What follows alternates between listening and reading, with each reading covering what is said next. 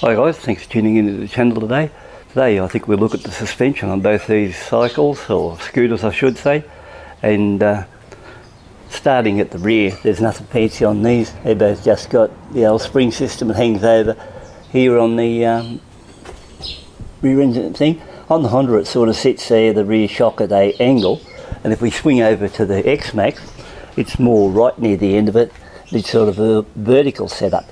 But I'm not too concerned about that today. What I'm thinking of doing is pulling the handlebar support covers off the Xmax300, and then while we're at it we'll pull the supports also off the Forza 350, and we'll have a look under there, and we'll have a look at the Forza 350, which has actually got sort of scooter type suspension up front, similar I suppose what you may find on a Vespa. And if you look over here on this Yamaha, well, it's got more like a outright motorcycle suspension. So apart from that, that's what we're going to do. As of today, I'll be wearing gloves to do this, because yesterday I was filming around with a some all-purpose thinners I used to use quite regularly, and it spilled on my hands, and I don't know, must be allergic reaction after it, and they come out all red blotchy, real poxy looking, and I figured I used to hang around and do a lot of painting and that once, and like for example this car here, I sprayed that myself. It was 12 years back. It was originally grey, no it wasn't black, it was black this particular one, and I bought it for the daughter when this car I think was 2 or 3 years old, and then it was black and I didn't think that was a very safe colour, so I decided, she was 16 or 17 at the time, 16 I think, and I decided to rub it back and spray it, and after that even put a name in it. So she was fairly popular riding it around when she was that age, you know, like a sports car, the bright one like that. They always used to call this one Bumblebee. But over the years I've sprayed probably 25 cars and done bare metal resprays on a heap of different stuff, like from BMW, Mercedes, Porsche, Alphas. I've had them all here, what I've sprayed, if I don't like the colour on them much. But I'm taking a toll now by not using protection on the hands, and the hands are a workout now, and I wasn't expecting that reaction from the thinners, but I've copped it. But anyway, back to this. So what we're going to do, we're going to pull the covers off this one, covers off the other one. I'm going to show you what the suspension is like, and in both we'll go down and have a look at what it's like underneath too, so it may be interesting. First thing I've got to do is, I think we'll hit the Yamaha first. So what I have to do first is, one, remove the mirrors, because I can't get the cover off. Then I'll be taking one screw out here, one down here. That'll get this cover here off.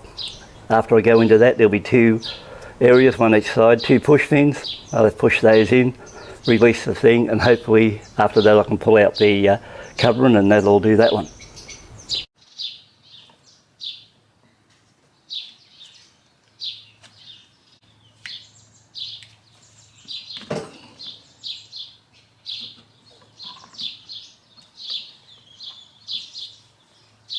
To get the mirrors off, by the looks of it, I'm going to have to remove the front windscreen. So to do that, I'll be just sliding this piece out here.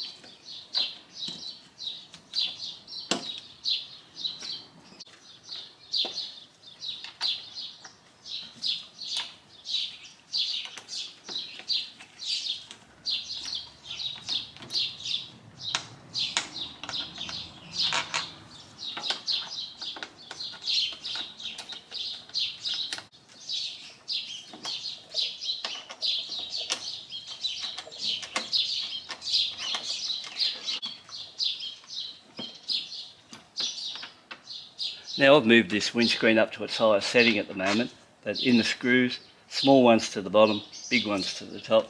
This can be just lifted off now. That's out of the way, and I should be able to get the mirrors off with no trouble whatsoever. But there's a review coming out shortly on the windscreen, so in other words, I've now moved it up to the same level as what I have there on the Forza, so they're both at the same height. So it'll be interesting to watch that clip, and you'll know then whether or not it's worth moving it up to the high setting or buy a Forza with a power windscreen.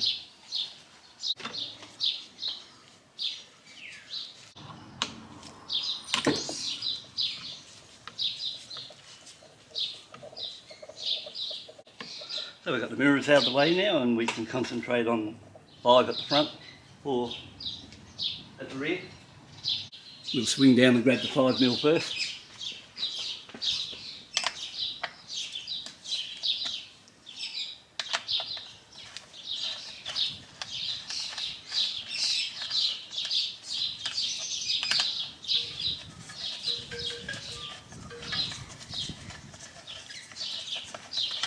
Okay, the 5's out of the way. Just under here, we have a 4. So we've got a 4mm down here.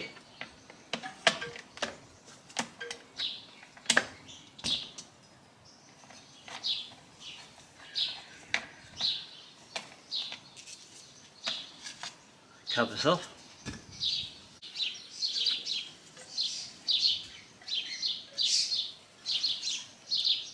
Right now we've got 2 push pins to get out of the way, so we'll get them.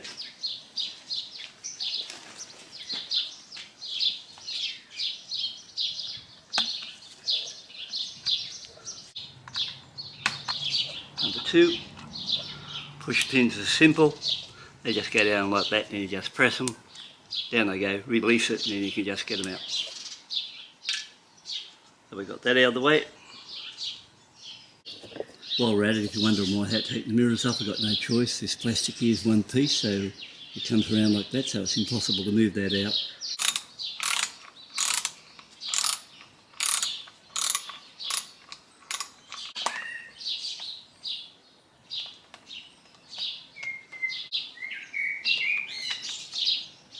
And there's number 2. So, all good. That screws out. I think the handlebar should pull out okay now. Pull it back, so this one's out. This one here, pull back. Won't be difficult. Clips in here on a little spring point, just into this part here. So all good there. So we're down to this point with the Yamaha. We can swing over now to the Honda Forza.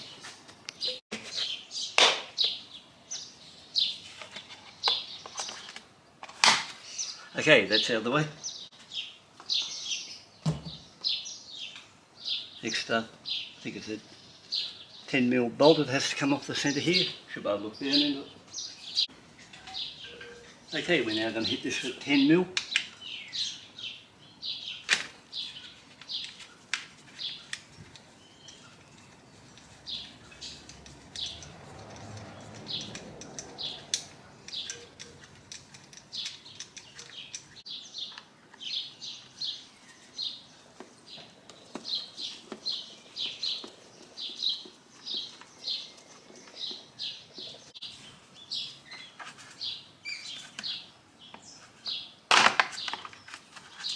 Think about all these plastics, they all sound like they're doing some damage, but they're not. There you are, all good. Yeah. Tell you what, this looks a bit different to the other one. We'll get in and have a closer look. Okay, we'll start with the Yamaha first because, you know, like it was in a little bit of a shock when I had a look at the Honda. But anyway, if you look at the Yamaha setup, it's almost like a typical motorbike. There you've got your bars coming through, 2 supports to hold the bars. Now, the best thing about this one, you can move it, if you want to the different setting up front, and you can pull the bars 1 inch forward. So they are adjustable. So that's a really handy feature with the Yamaha.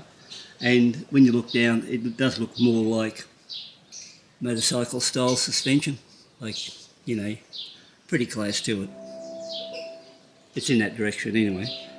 So you can notice the difference how it's the bars are mounted. Plus, you know, you can undo your 4 bolts here, move your bars forward or backwards, and that's one adjustment. And the second adjustment is you can move it to the different lot of holes here.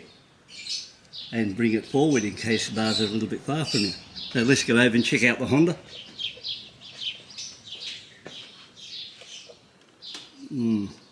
This is a bit of a strange one really. First off, there's no adjustment, and it just looks like the bars are just MIG welded or something like that to the shaft. Reminds me of in the early years, probably when I was 5, when I had a tricycle, they had a bar like this, but you know, that's the way it goes. Anyway, that's how the Honda looks. So you've got that one in the Honda.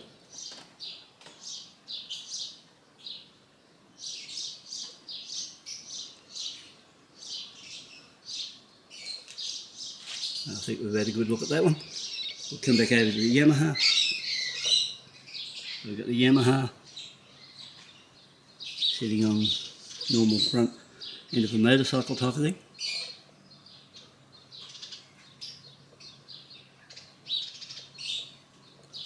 Oh well, that's how the bars look at the top.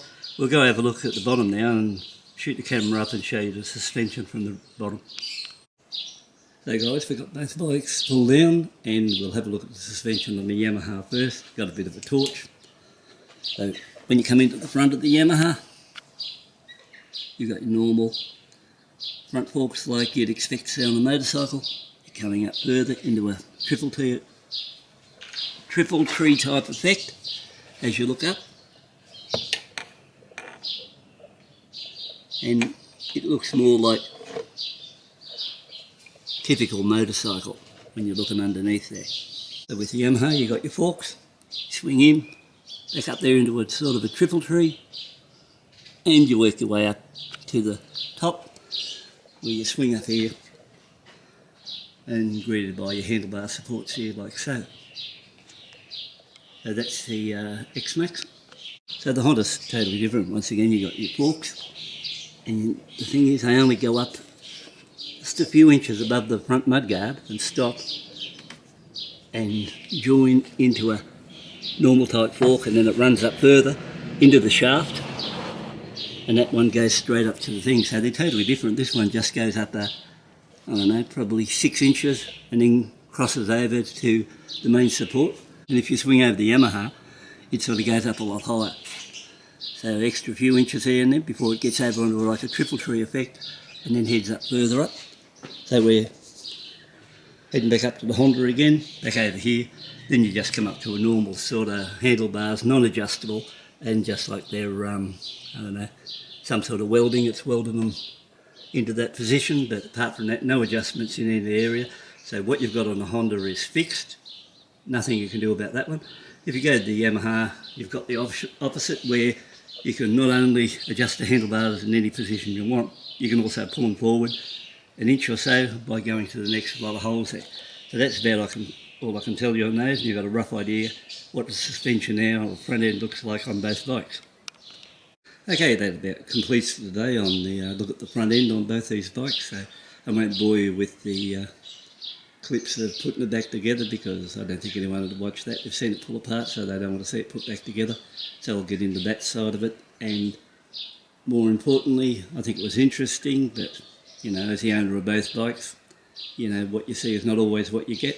So, you know, that's all I can say on that one. There's quite a few tests coming up with different things on this, and I've been riding either bike. So on the off chance, watch this episode part 3. There'll be still quite a few more clips that come on various things, on hill climbing, power stops from 100 kilometres an hour, accelerating to 100 kilometres an hour, ride them both through rough sections of road, riding them through bends, plenty of stuff coming on this. But anyway, more importantly, I'm not going to ask anyone now, from now on any of the clips, if they'd like to subscribe or hit the thumbs up button. Doesn't matter now one way or the other whether they want to do it or not. So, you know, if they're going to do it, they'll do it. If not, I won't be hitting you each time to put that crap on you. So we'll forget about that idea. Just get on with the test of these two here, see which I think in the end will be the better bike, or whether they're both good bikes or they're both heaps of crap. And we'll find out, and I'll be, you know, looking forward to whipping into part 4. So this